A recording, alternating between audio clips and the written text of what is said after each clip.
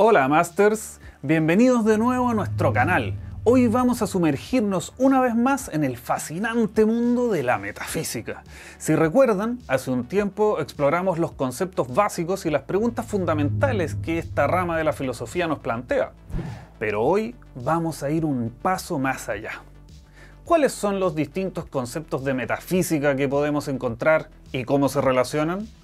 Acompáñame por este fascinante viaje por la historia del pensamiento y quédate hasta el final, que le va a caer un palo a un metafísico que seguro conoces.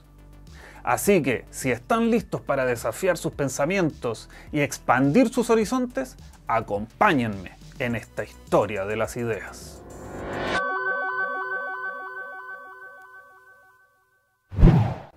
Mira, la verdad es que eso de que crees en ideas como las de Platón me suena bien poco realista. Al contrario, soy súper realista. ¿Cómo? Mira a tu alrededor.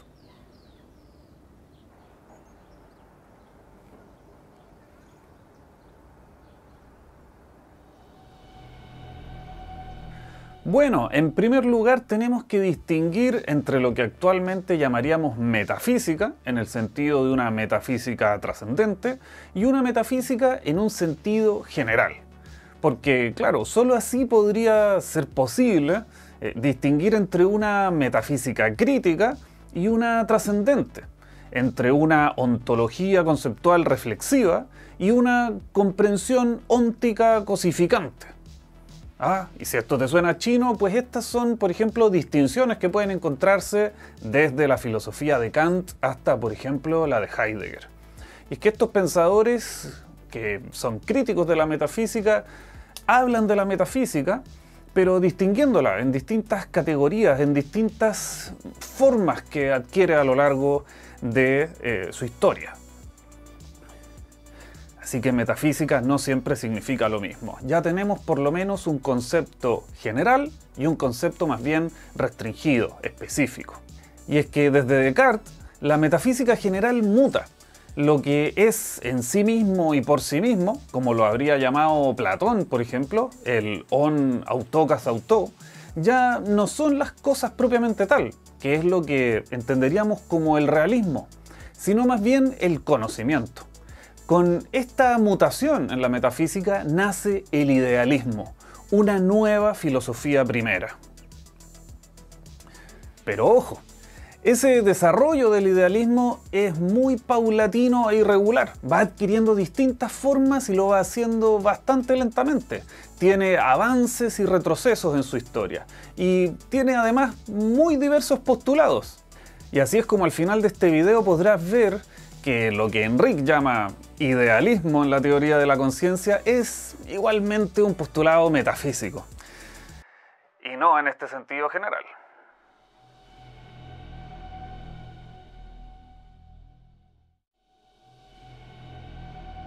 Para comenzar hablando de esta historia de la metafísica en este primer sentido general, tenemos que ir a la historia del realismo, pero el realismo en un sentido intelectualista, es decir, en un sentido que se da en primer término a través del conocimiento.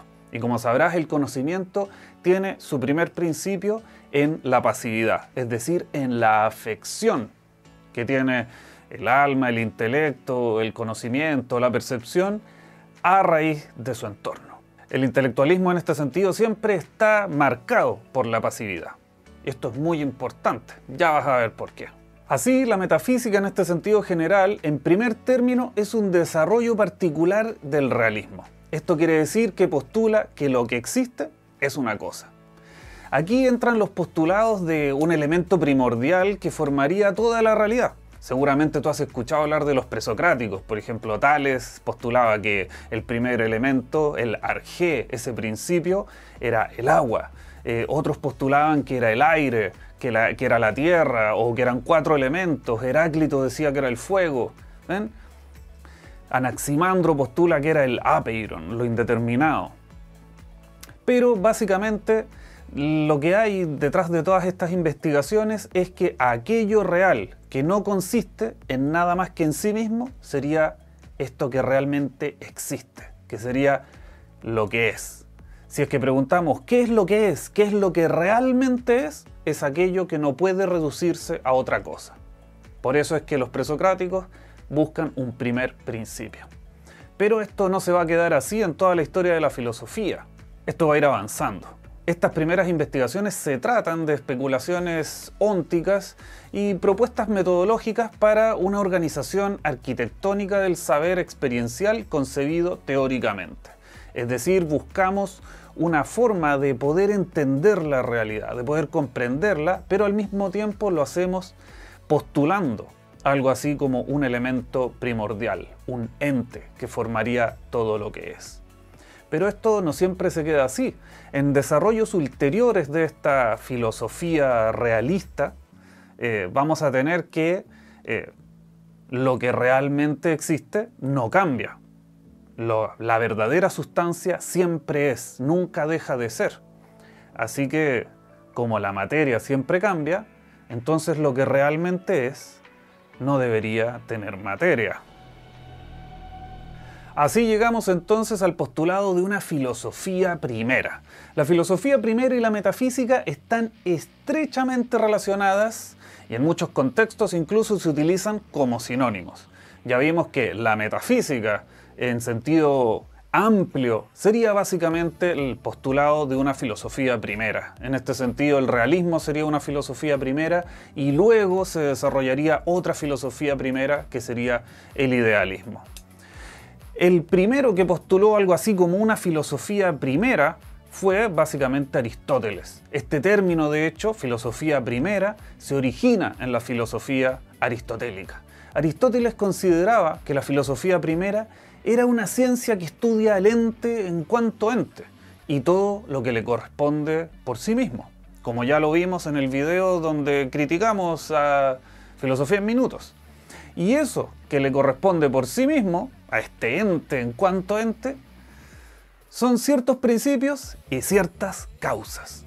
Para Aristóteles, esta disciplina era la más fundamental y básica de todas las ramas del conocimiento filosófico. Se ocupaba de estudiar el ser en el sentido más amplio y abordar preguntas como la naturaleza de todo aquello que es, las causas primeras de todo lo que existe y la búsqueda de una causa última y final de todo. Aquí es donde nace lo que nosotros hasta el día de hoy consideramos que se llama ontología, es decir, esta doctrina general del ente, es decir, de lo que es. Pero los temas de los que trataba esta metafísica, entendida como filosofía primera, desde el principio fueron de lo más heterogéneos, igualmente como lo son los propios textos de Aristóteles. En ellos entra la ontología, la lógica, la semántica, la filosofía del lenguaje, también la cosmología e incluso los fundamentos cosmológicos y ontológicos de la teología. De hecho, ya podemos ver que el propio libro Metafísica en parte es ontología y en parte es teología. De ahí en adelante ya las cosas se empiezan a complicar. Como es de dominio público, el término metafísica fue acuñado no por Aristóteles, sino por Andrónico de Rodas en el año 70 antes de nuestra era, quien compiló y organizó las obras de Aristóteles. Este era un compilador, un filólogo, por decirlo así, de la antigüedad, que estaba compilando todos estos textos de Aristóteles. Y la metafísica se refiere a escritos que venían después de los tratados físicos de Aristóteles. Eran más bien una colección de apuntes, no era un libro unitario. Y estos abordaban cuestiones de lo que Aristóteles llamaba filosofía primera. Estos se compilaron, se juntaron y se formó entonces este libro que venía después de la física. Para Aristóteles, la metafísica consistía primariamente en la pregunta ontológica por lo ente en cuanto ente, lo cual hoy incluso podría llamarse una lógica del objeto, es decir, una ontología formal. Eso pasó a llamarse metafísica generalis, en lo que luego se desarrollaría en la Edad Media. Y esta entonces es una doctrina que abarca todo lo que es. Mientras que otras investigaciones ontológicas específicas, es decir, aquellas que abarcan solo el modo de ser de ciertos entes, pasarían a llamarse metafísica specialis. Por ejemplo, si yo no quiero saber en qué consiste el ser de todo lo que es, sino solamente de lo que es un número, entonces ahí puedo pensar en las matemáticas, hacer una filosofía de las matemáticas que sea en sí misma una metafísica specialis, es decir, que solamente analice el tipo de ser de los números. Pero, por ejemplo, también podría ser una metafísica specialis, una biología, es decir, que me pregunte yo en qué consiste esto de que hayan seres vivos, ¿no es cierto? ¿En qué consiste el ser vivo? ¿Ven? Algunas características típicas de esta forma de pensamiento son, por ejemplo, la sobreestimación de las capacidades de las matematizaciones, como cosas que se pueden ver hasta el día de hoy, por ejemplo, en este gran gusto por hacer grandes argumentos o formalizaciones de razonamientos, y lo cual siempre y hasta el día de hoy también va acompañado de una infravaloración de la experiencia. Seguramente te suena.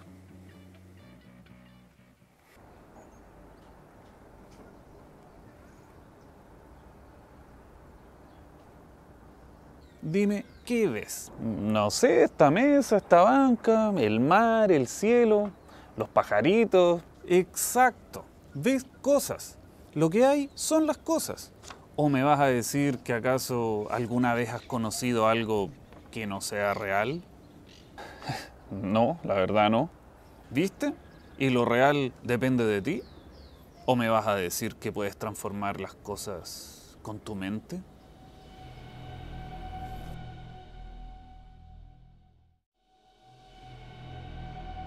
Entonces ahora llegamos al concepto de metafísica en sentido estricto.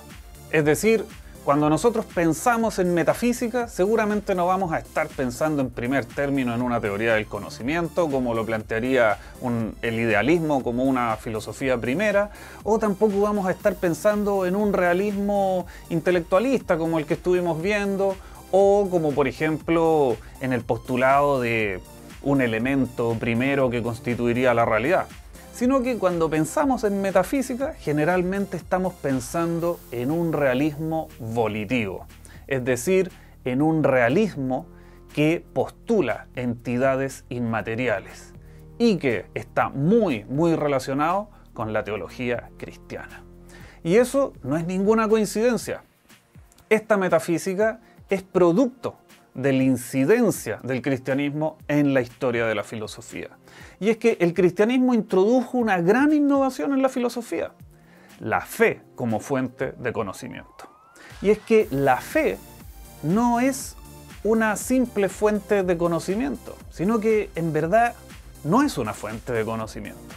Porque la fe no se basa en el intelecto, es decir, en el principio pasivo, receptivo del que te hablaba antes, sino que la fe es una forma de voluntad.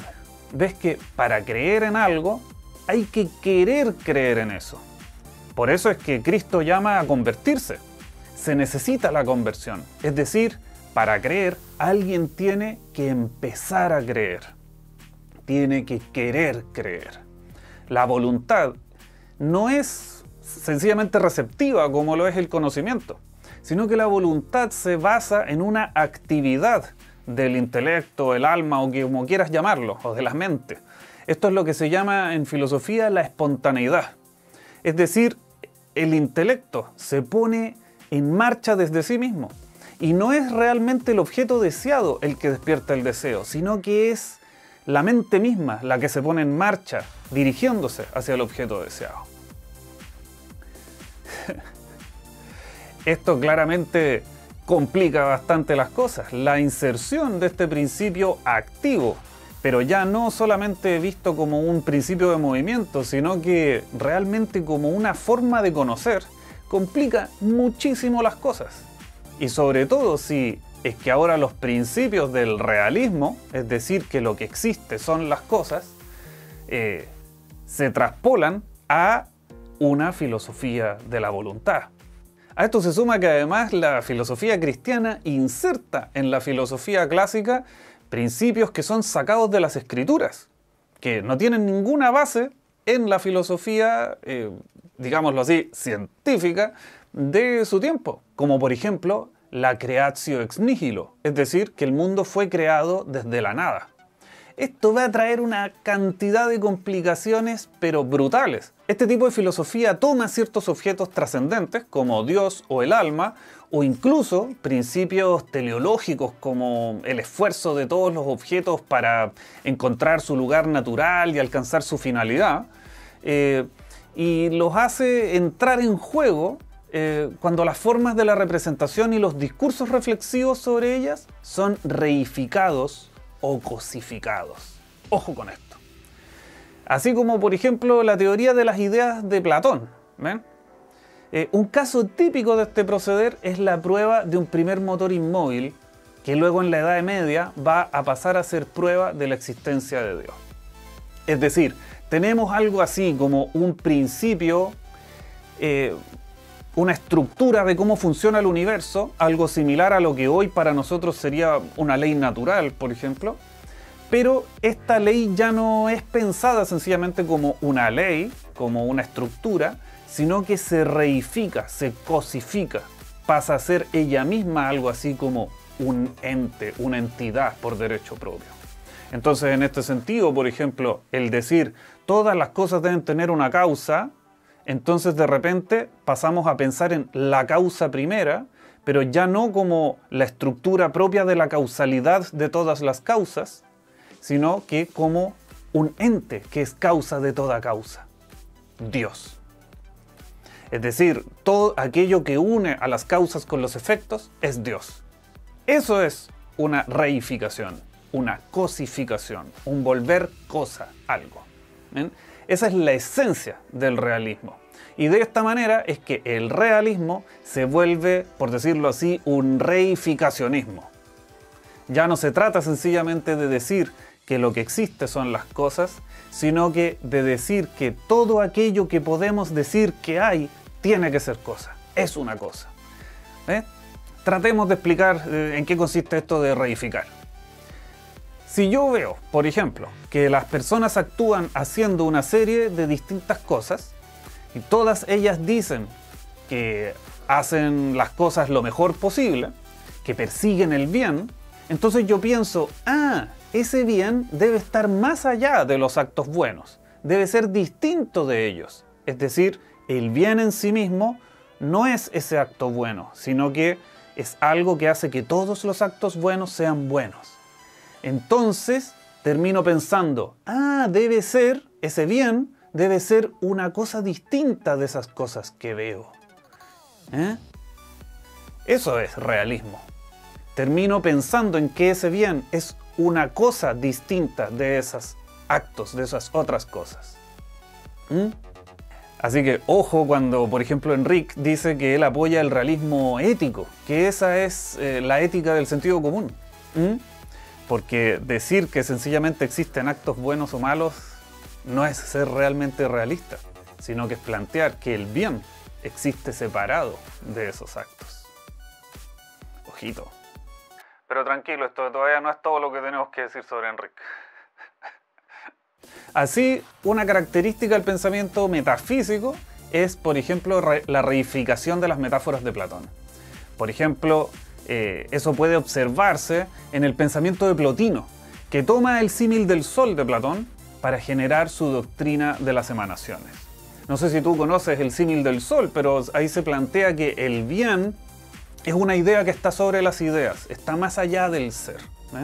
Porque ya no es un bien moral, sino que es un bien que más bien tiene que ver con la consistencia del ser de cada cosa, ¿no es cierto? Nosotros decimos que las cosas son buenas en tanto tienen una cierta bondad, no moral, sino que en tanto, por decirlo así, de su hechura. Entonces las ideas de una u otra manera se desprenden de este bien.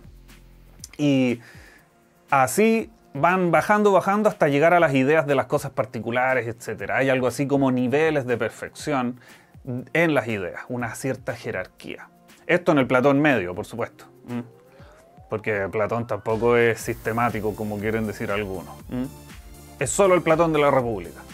Pero Plotino toma esa idea y dice, el bien el uno.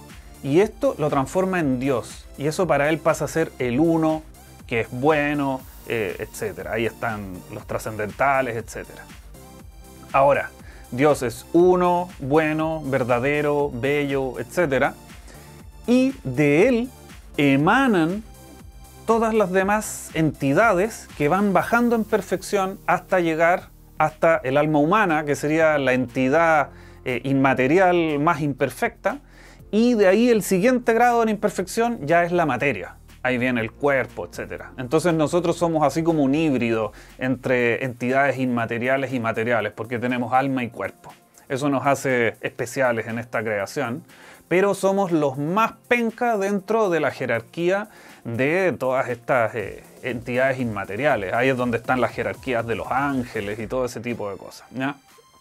Pero esto básicamente lo que hace es tomar las ideas de Platón y transformarlas de verdad en cosas. ¿Viste? ¿Y lo real depende de ti? ¿O me vas a decir que puedes transformar las cosas con tu mente? No, lamentablemente.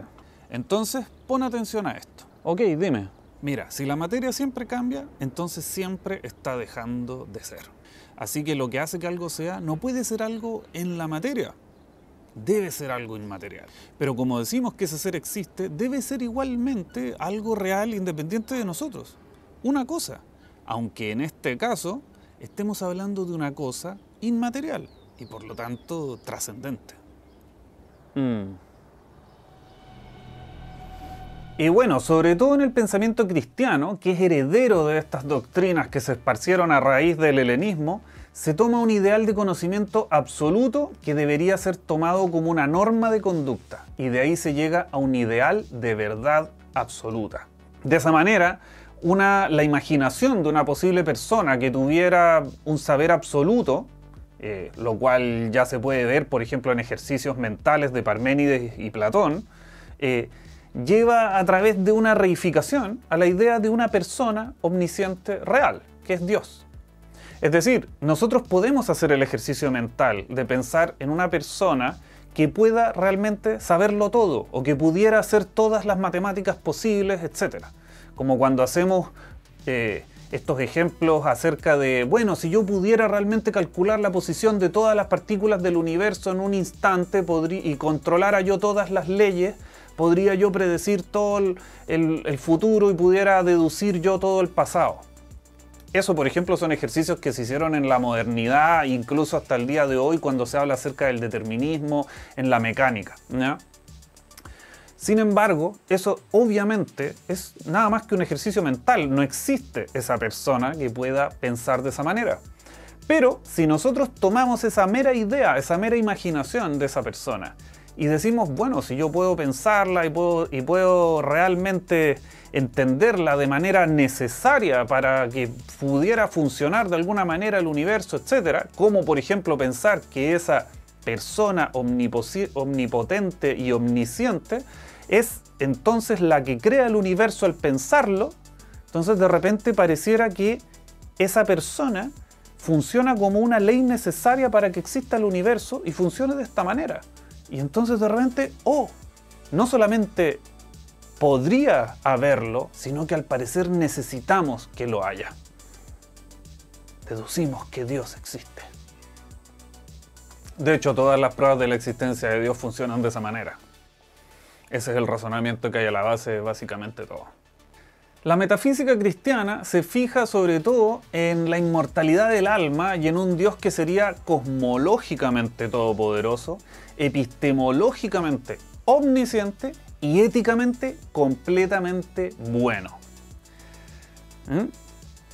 Ahora, esto tiene consecuencias que son sociales y políticas, porque el tiempo limitado de las personas individuales, así como su estar fijadas a un cierto lugar, donde viven, donde se desarrollan, con quienes siempre están relacionándose, etc., haría tender a un conocimiento invariable.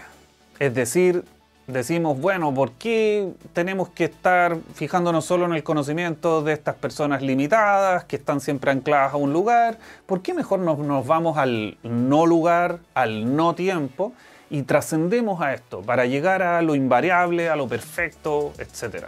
Lo que hay detrás de esta búsqueda no es malo, lo que se busca es básicamente el perfeccionamiento de la praxis y de la polis, es decir, que vivamos bien y que podamos convivir mejor de lo que lo hacemos, de tal manera que la comunidad de seres humanos pueda tener un mejor pasar en esta existencia.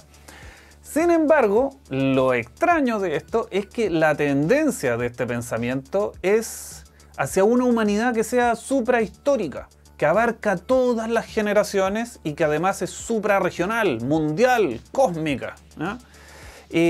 Esto nos lleva de que las personas individuales, que serían las que participarían de un proyecto filosófico como este, a través de una argumentación teórica y científica, y que aprovecharían esa formación de esa praxis y del perfeccionamiento de esa polis, bueno, esas personas y ese pueblo son los que estarían al final de ese marco de pensamiento. En verdad, ese tipo de pensamiento los estaría dejando siempre para el último o a un margen. Y esto es, por ejemplo, lo que hasta el día de hoy hacen metafísicos políticos como Rusarín. Cuando, por ejemplo, dicen que el proyecto político está primero, que, bueno, el pueblo tendrá que... no importa tanto si hay democracia, si no hay democracia, lo que importa es el proyecto político, que hay que hacer la revolución, que... En eso lo que tenemos es básicamente ideología, y la ideología está sobre cualquier persona. Cuando se nos dice, cuando un revolucionario nos dice, por ejemplo, de que lo principal es la historia y que todos nosotros estamos después de la historia, que no hay ninguna persona que está sobre el proceso histórico, es esto. Es metafísica. Ahora, ojito con esto que voy a decir. Esta tendencia del pensamiento a reificar sus ideas no solo se va a dar en líneas de pensamiento que comúnmente llamamos realistas. Cuando vayamos y veamos un libro de historia y veamos que la historia se divide entre los realistas y los idealistas, o que, por ejemplo, también van a aparecer los materialistas contra los idealistas, o que van a aparecer los naturalistas contra los idealistas, bueno, en fin. Los idealistas parece que tienen bastantes enemigos. También vamos a encontrar estas tendencias de reificación en otras corrientes de pensamiento. Y es que uno de los grandes errores que podemos cometer también es pensar que las corrientes de pensamiento son puras, o que los filósofos adscriben a una corriente de pensamiento y entonces están totalmente libres de cualquier otro tipo de tendencias. No hay que caer en este tipo de razonamientos. Primero porque estas etiquetas, como de realista, idealista, naturalista, nominalista, en general en la historia de la filosofía son puestas por los contrincantes y de manera peyorativa. Entonces no es tan así como que un filósofo diga, uy, voy a fundar el realismo, sí, es lo mejor, vamos realistas, hey, hey, hey. Sino que es al revés, va a llegar alguien y va a decir, oye, mira, este idiota está postulando que las ideas son cosas reales, le vamos a poner realista, porque cuando alguien dice que es realista, nadie va a pensar que realmente está postulando que existen ideas, ¿cierto? Entonces, en este sentido, no hay que dejarse llevar por estas etiquetas. Primero, no son absolutas, y segundo, en general son nombres bastante malos, ¿ya? Entonces, por eso hay que tener mucho cuidado para entenderlas correctamente. Estas ideas metafísicas, como les digo, no solamente están en las corrientes realistas, metafísica trascendente, como les he dicho, sino que también podemos verlas en líneas de pensamiento que reifican el alma y desreifican la materia, planteando como única fuente de experiencia a un alma universal de la cual nuestra alma formaría parte. En esa línea, por ejemplo, podemos encontrar, por ejemplo, a Berkeley y a Schelling, los cuales, según mi opinión, son muy mal considerados idealistas. En un caso, Berkeley es un empirista, y en el otro caso, Schelling forma parte del romanticismo alemán, mal llamado idealismo alemán, Y en el caso específico de él se le llama idealismo objetivo. Y aquí lo que tenemos son básicamente sistemas de pensamiento que postulan que lo único que tenemos es la experiencia.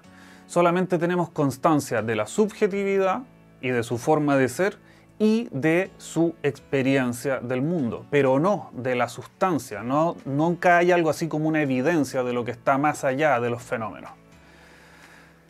Y de ahí obviamente lo que se deduce es que entonces solo hay fenómenos y entonces lo que está afectando al alma y provocándole esta experiencia terrena es la mente del mundo.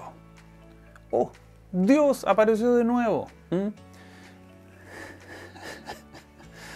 Y bueno, yo la verdad es que no los considero muy idealistas, la verdad, aunque el propio Kant llama a Berkeley idealista y lo critica su idealismo en este sentido.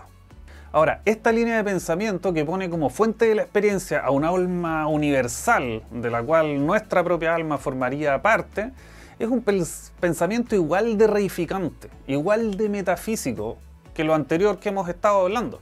Así, esta línea de pensamiento, que es igual de reificante, igual de metafísica que todo lo anterior que te estaba hablando, de la misma manera que los videos sobre idealismo de adictos a la filosofía, no es más que teología para incautos.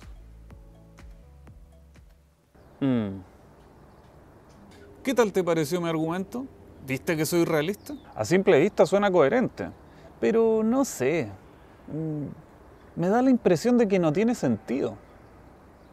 Ahí el problema es que no tienes la mente bien abierta. A mí me parece que el problema es que estás intentando hacer filosofía como si no hubiésemos aprendido nada desde la Edad Media. Y no me malinterpretes, creo que es súper valioso leer filosofía antigua y medieval. Pero hoy ya no podemos sencillamente intentar repetirla sin más. Máster, también te invito a que apoyes este canal. Si quieres apoyarlo solo una vez, puedes hacerlo a través del botón de super gracias. Pero si quieres darle un apoyo más constante a este proyecto, te invito a unirte a los miembros del canal. La membresía es bastante económica y puedes acceder a través de ella a beneficios exclusivos. Así que échale un ojo. Si todos ustedes se unen, en el futuro abriré nuevos niveles para que vayamos fortaleciendo nuestra comunidad de Masters Librepensadores. Muchas gracias por tu colaboración.